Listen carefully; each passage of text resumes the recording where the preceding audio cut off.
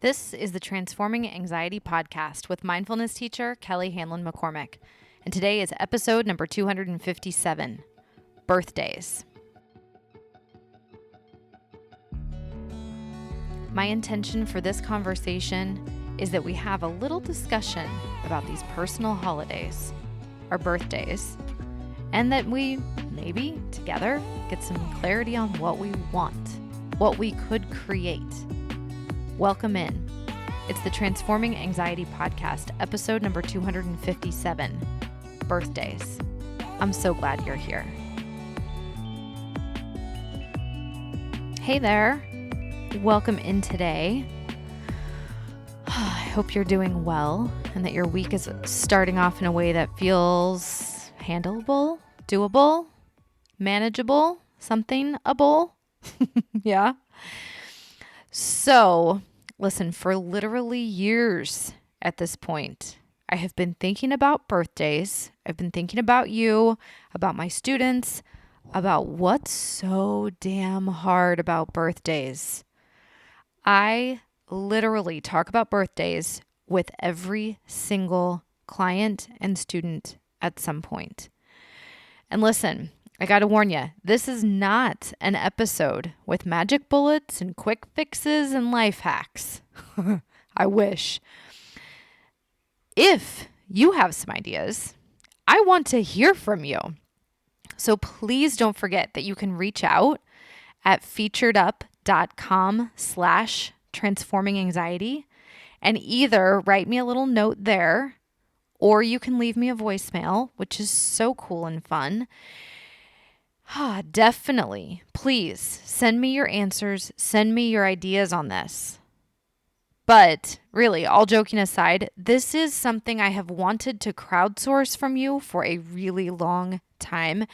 Let's just do it. I want to hear your struggles. I want to hear your ick. I want to hear how your birthdays go, what you want, what you need, what you get, what you create for yourself. I want to hear how you think and feel about your birthday. Is it clean and clear and solid for you? Do you celebrate yourself? Do you want to celebrate yourself? Do you want others to celebrate you? Do you let others celebrate you? I want to hear all of it. What is your birthday like? And what could make it better or different or easier for you in the future?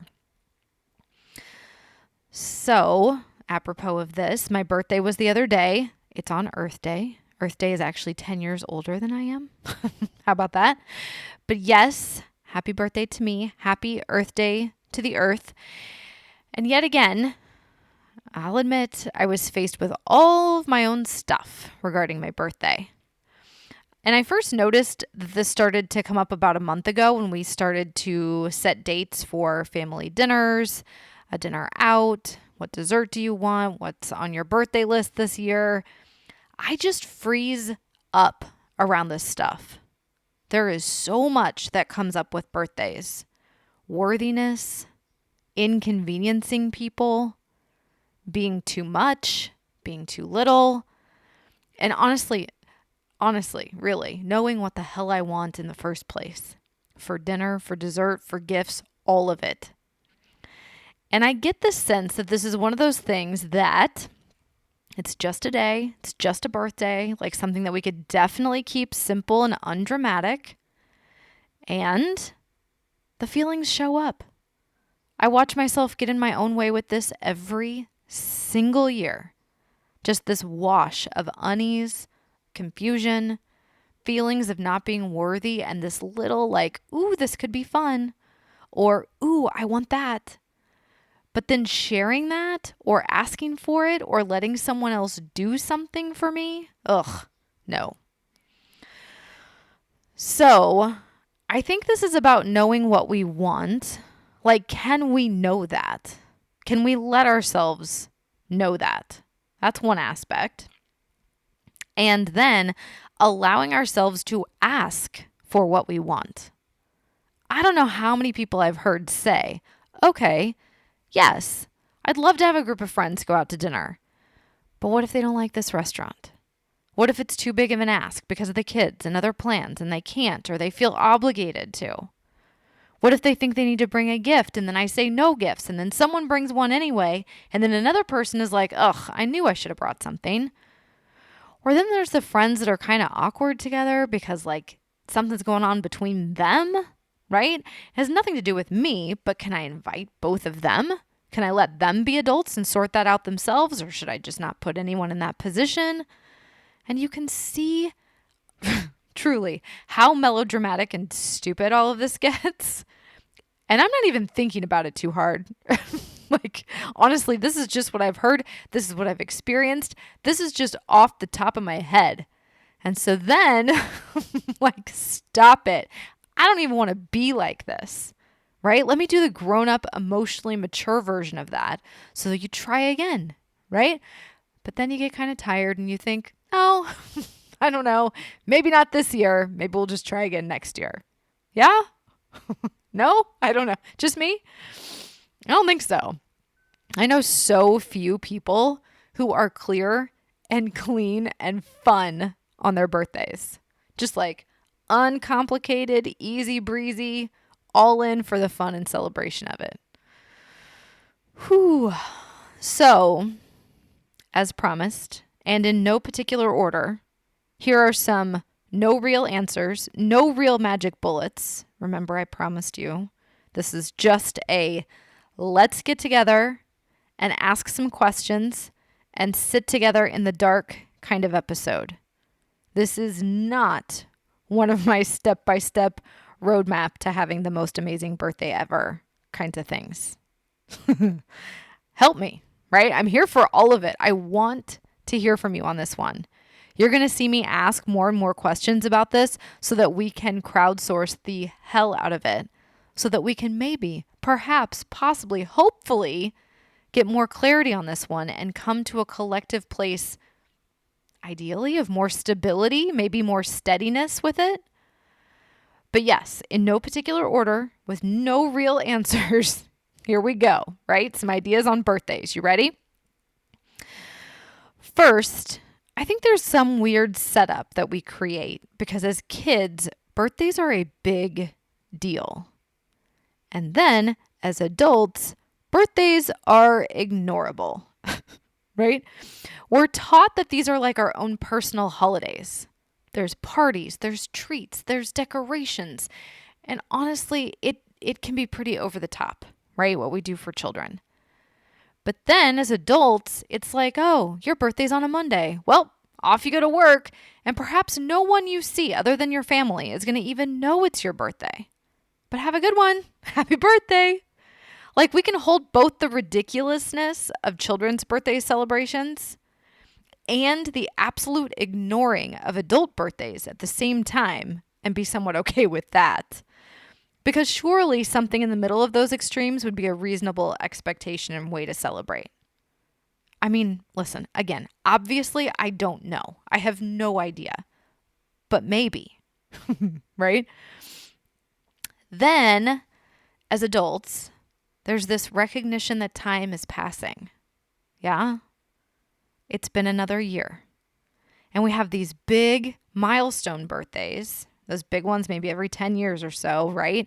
Where we kind of subconsciously or totally consciously take stock of where we are, what we've accomplished, what our lives look like, what we thought things should look like by 30, by 40, by 50, by 60, 70, 80, right? You know, what should we have to show for ourselves by now?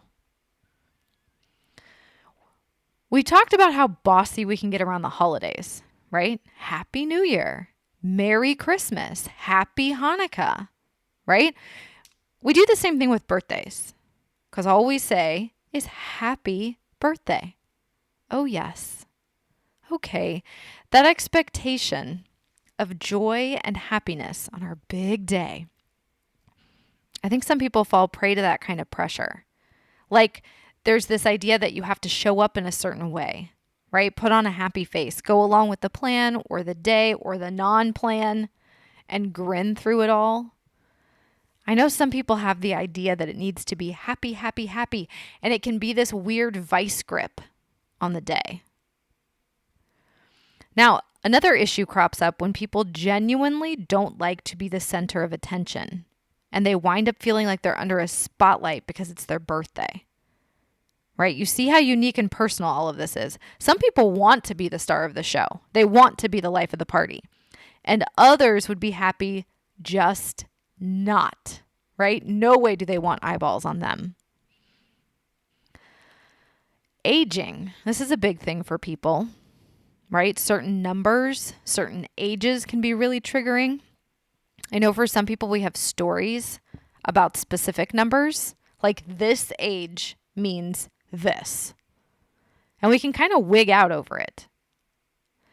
Now, for others, there are ages or there's times when they lost someone important, or like if they've outlived parents, meaning like a parent or family member passed away at the age that you are turning, or that you've passed, right? That can be triggering. That can feel a little disorienting.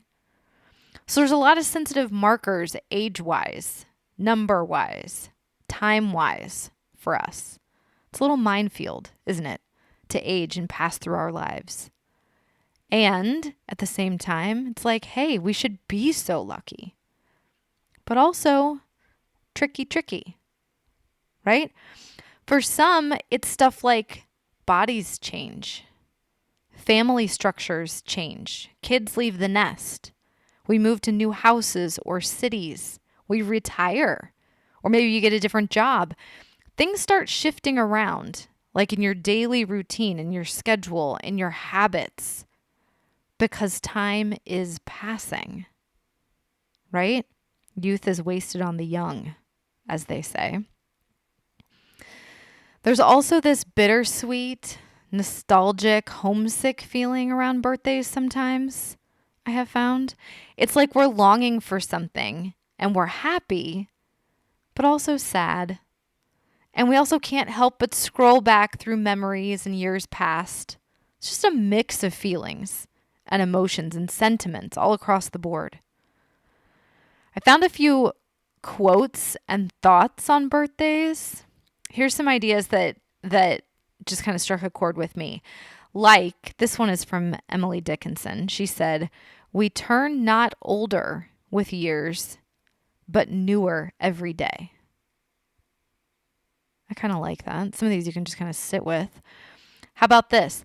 I can't go back to yesterday because I was a different person then. That's from Lewis Carroll. That's in Alice in Wonderland. It's kind of similar, right? Here's a question from Satchel Paige. How old would you be if you didn't know how old you were? Huh? All right, we got to have some Dr. Seuss. Today you are you. That is truer than true. There is no one alive who is youer than you. I don't know why. That seems birthday-ish. Also, it comes from his birthday book, so there you go. And then, of course, lastly, this classic gem, this is from Abraham Lincoln. He said, "In the end, it's not the years in your life that count. It's the life in your years." Yeah. So, birthdays. It's one of those days that has highs and lows just crammed into a short 24 hours, right? Expectations, hopes, wishes, goals, dreams, all the feelings. My goodness. I sometimes just have to close my eyes and let the emotions wash over me. I know that's me. Those of us in the heart triad of the Enneagram, my 2s and 3s and 4s, this is maybe how it goes with more than just birthdays, but this is how it goes for birthdays, yeah? Just feelings crashing on the shore of you over and over again. Yeah, the good and the not so good. It's all in there. And here's the thing. A lot of times there's nothing to do. We just feel it. We move through it. We move with it. That's it. No fixing, no figuring, no action required. Just feeling and living and being which is mighty tricky.